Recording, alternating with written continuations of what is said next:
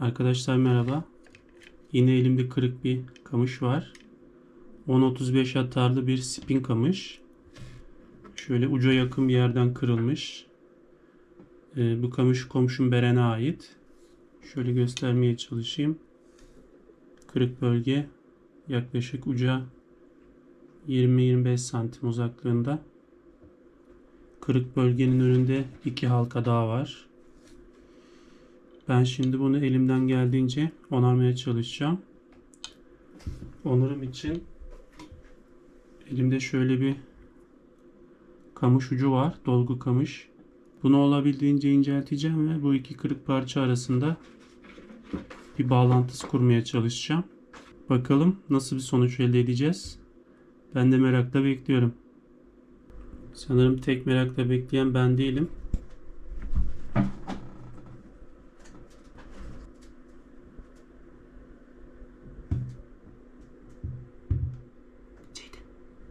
Beren üniversiteye hazırlanan genç bir arkadaşım.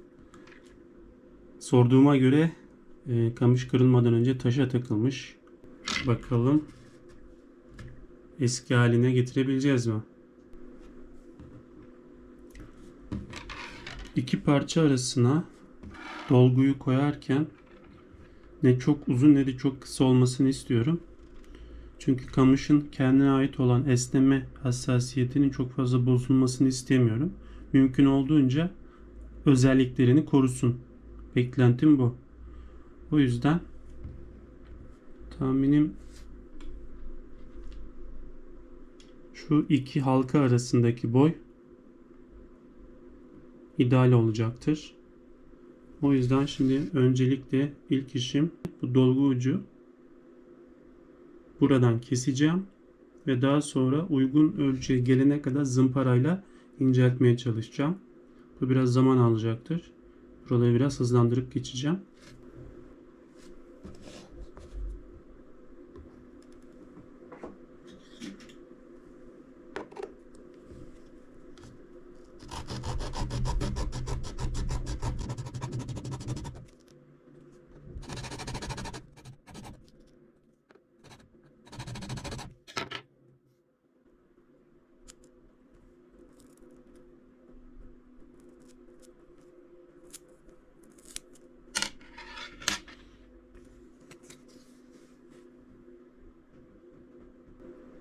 Bilmeyen arkadaşlar için şöyle kısaca yapmak istediğim şeyi özetleyeyim. Bu kestiğim dolgu ucu buradan attığımda kamışın önünden çıkmasını istiyorum. O yüzden inceltmem gerekecek. Kamışın ucundan çıkacak. Takribi şuraya kadar gelmesini istiyorum. Ve ardından bu kırık parçayı buraya monte edip daha sonra uygun bir şekilde yapıştırıcı kullanarak ve daha sonra trim denilen sarım tekniğiyle sararak eskisinden daha sağlam hale getirmeye çalışacağım. Benim için biraz zaman alacak çünkü elimde uygun zımparalar yok. İnce ve eski zımparalar var. Yine de bunu bir şekilde yapacağım.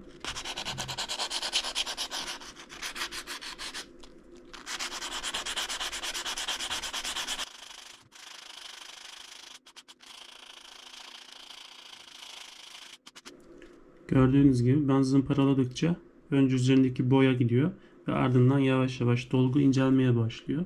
Toz olmaması için şu altına bir peçete, bir gazete kağıdı serebilirsiniz. Zımparalamaya devam ediyorum. Arada da kontrol ediyorum. Sanırım bayağı işim var. Bunun buraya girmesi için bayağı bir zımparalanması gerekiyor.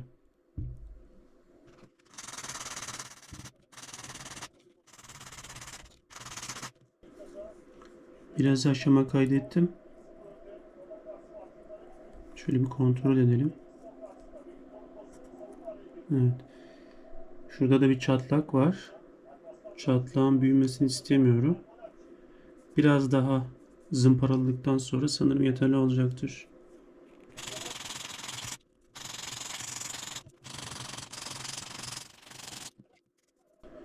Yaklaşık 20-25 dakika kadar zımparalama yaptım. Ve şu an istediğim boyuta geldi. Şimdi bunu narin bir şekilde yerine yerleştireceğim. Çünkü oldukça inceldi. Size şunu önerebilirim. Bu işlemi yapmadan önce elinizde uygun zımparalar olsun ve yaparken özellikle incelme başladığı bölgelerde zımparalama işlemini yavaş ve narin bir şekilde yapın. Dikkatli bir şekilde yapın. Çünkü emek vereceksiniz. 15-20 dakika sonra bir anda kırılmasını istemezsiniz. Şimdi bunu monte etmeye başlıyorum. İlk iş olarak kamışın arkasından atıp önünden çıkaracağım.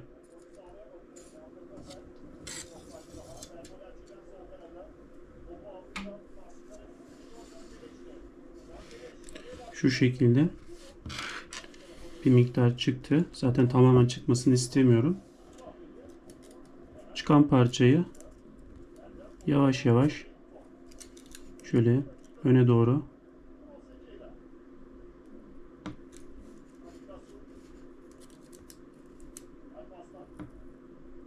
evet, gayet güzel oldu. Mümkün olduğunca eşit olmasını istiyorum önde ve arkada.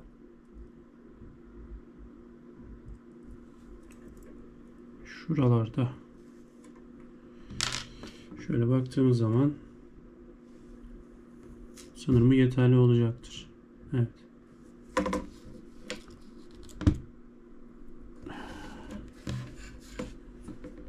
İşin zor aşamasını tamamladığımı düşünüyorum. Bundan sonrası daha zevkli.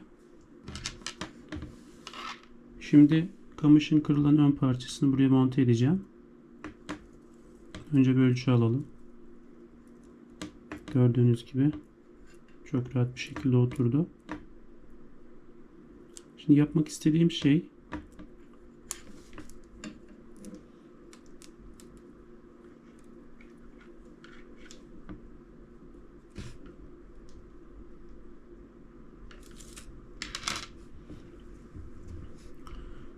bu bölgeye biraz ip sarmak istiyorum. Normalde ben bunu yapmıyorum.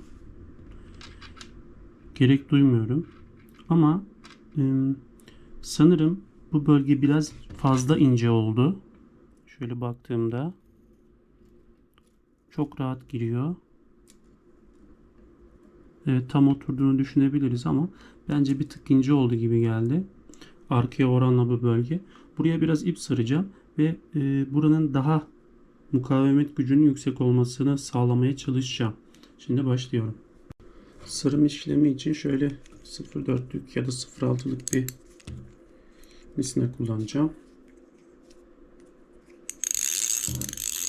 Sarım aynı zamanda üzerine bu ipin biraz yapıştırıcı kullandığımda daha iyi oturmayı da sağlayacak. Hem boşluğunu alacak hem de daha sağlam bir oluşum yaratacağını düşünüyorum.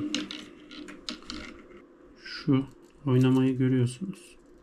Ya bunu mümkün mertebe öne geçmeye çalışacağım. Biraz daha doldurarak. Daha sonraki aşamada şu parçanın da üzerine sırım yapacağım için buradan başlamamın bir mahsuru yok. Görüntü kirliliği oluşturmayacak. Umarım görüntülere güzel yansır.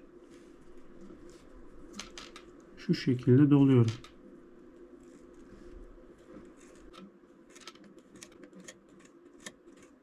Acele etmemeye çalışıyorum çünkü ön parça hassas, buraya çarpıp kırmak istemiyorum.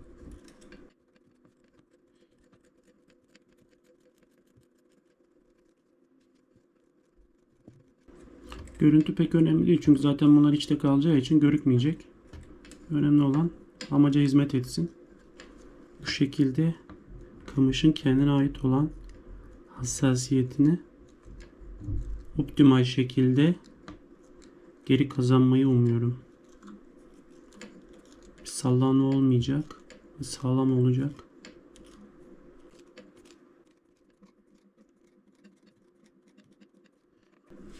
Şu şekilde ben bunu sardım. Şimdi bir ölçeyim.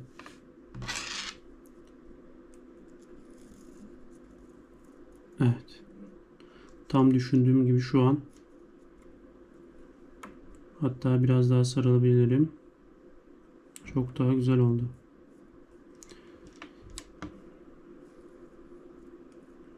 Şuraya gelecek.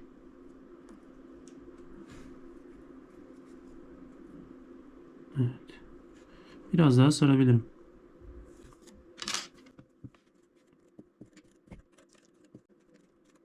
Arkadaşlar ben sarım işlemini tamamladım.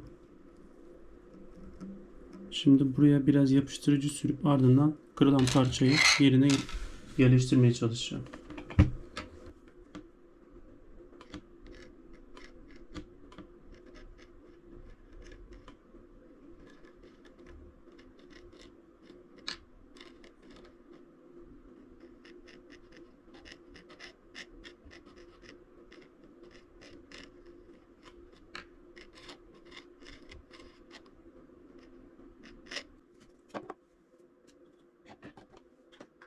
Çubuk kuruduğu için fazla beklemeden, burada en çok dikkat etmeniz gereken şey hizalama. Halkalar aynı yöne bakmalı.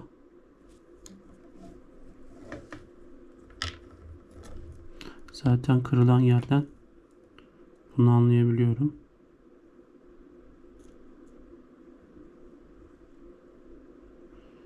Şu şekilde kurumasını bekleyeceğim.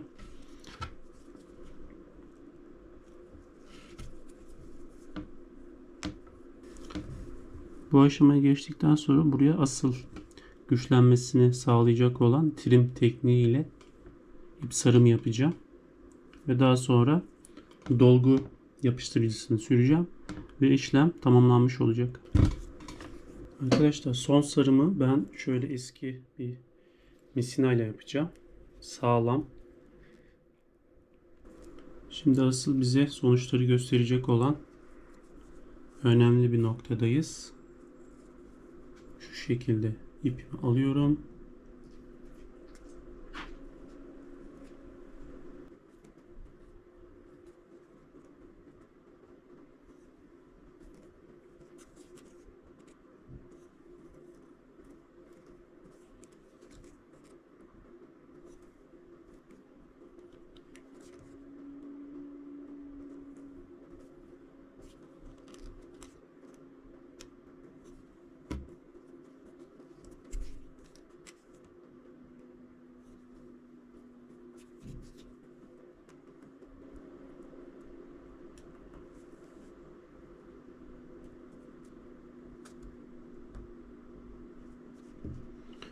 Arkadaşlar bu şekilde ben bunu sarmaya devam edeceğim.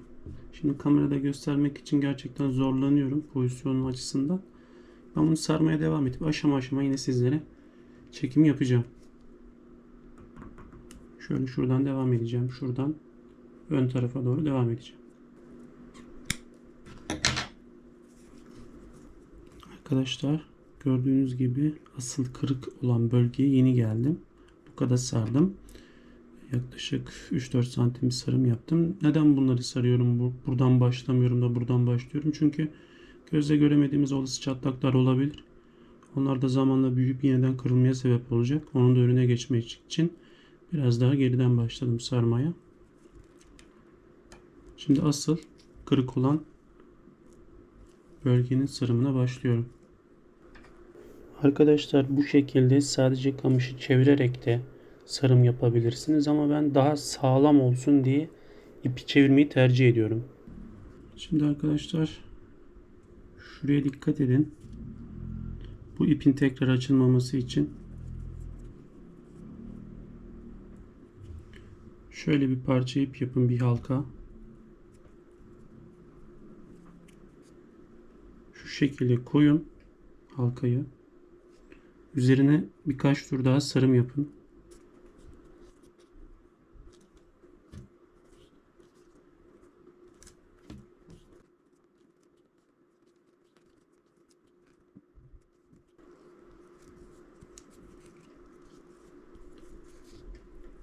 Şimdi şu ipi şuradan geçirip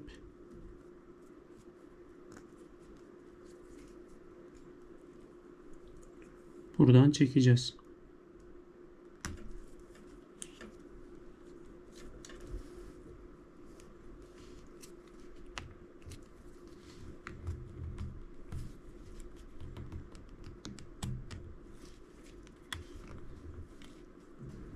Bir yerde yanlışlık yaptım. Normalde ben bunu çektiğimde bu ipin uç kısmının buradan çıkması gerekiyordu. Ama yeterince sağlam olduğunu düşünüyorum. Yine de sanırım sarım esnasında bir yerde kaydırma yaptım kameraya bakarken. Şimdi bu fazlalıkları buradan keselim.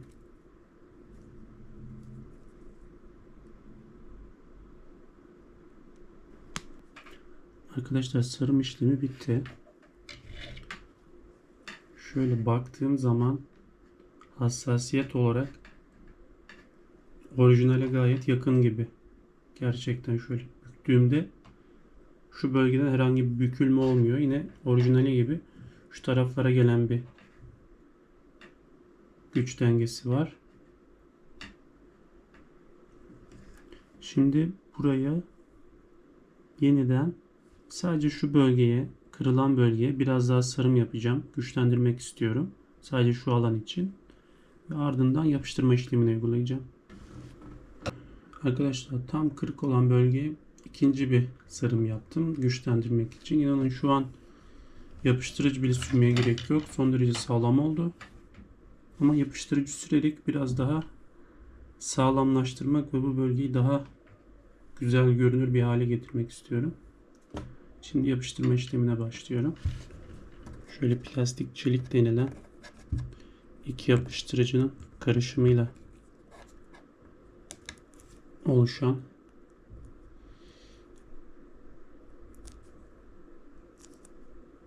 şöyle eşit miktarda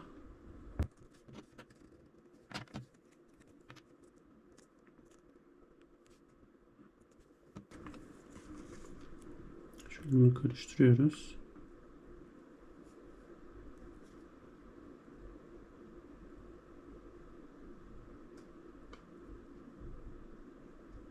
Ben bu kez bir farklılık yapıp biraz sim eklemek istiyorum.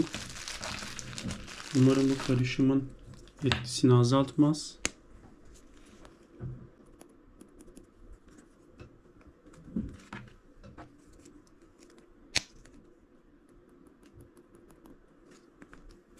Daha güzel bir görünüm olsun. Şöyle güzelce karıştıralım.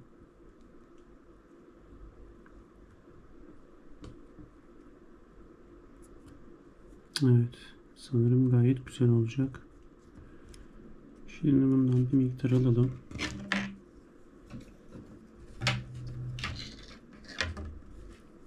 Sarım yaptığımız bölgeye güzelce yedirelim.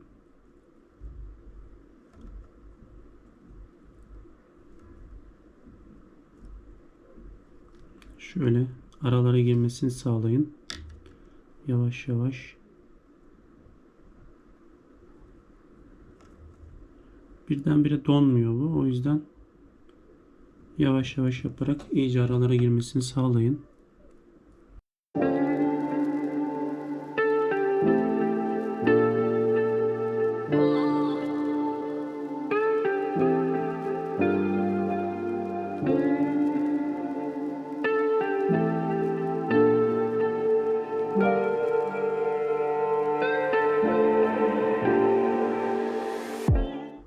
Sarım esnasında oluşan boşluklara yapıştırıcının iyice girmesini sağlayalım. Simler sayesinde güzel de bir görünümü olsun.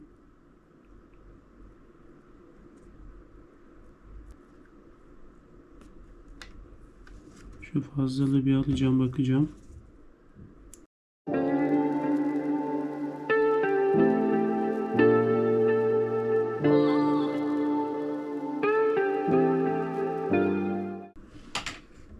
Evet. Gayet güzel oldu. Şu an biraz kurumasını bekleyeceğim. Daha sonra üzerine bir kat daha yapacağım. Birkaç dakika sonra. Daha sonra sabaha kadar şöyle yan taraflarına destek vererek o orta bölgenin kurumasını bekleyeceğim. Arkadaşlar ben ikinci katı da çektim. Çok güzel oldu kanımca. Kullandığım yapıcının özelliğine göre bunu yarın sabaha kadar bekleteceğim. Yani bir gece bekledikten sonra kullanıma hazır hale gelecek. Siz kendi kullandığınız yapıştırıcının özelliğine göre süreyi kısaltıp ya da uzaltabilirsiniz. Önemli olan kuruması. Bence güzel bir çalışma oldu. Turuncu renkte dengeyi çok fazla bozmadı. Ben memnun kaldım. Umarım Beren de memnun kalır.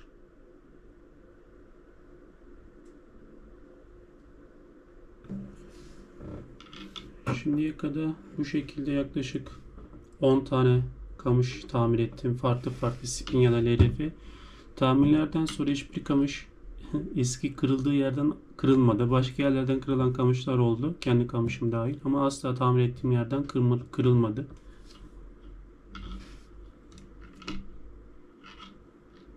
Şöyle bakın. Şimdiden gayet güven veriyor. Bence güzel bir çalışma oldu. İzlediğiniz için teşekkür ederim. Sorularınız varsa yorumlar kısmına yazabilirsiniz. En kısa zamanda geri dönüp cevaplamaya çalışırım.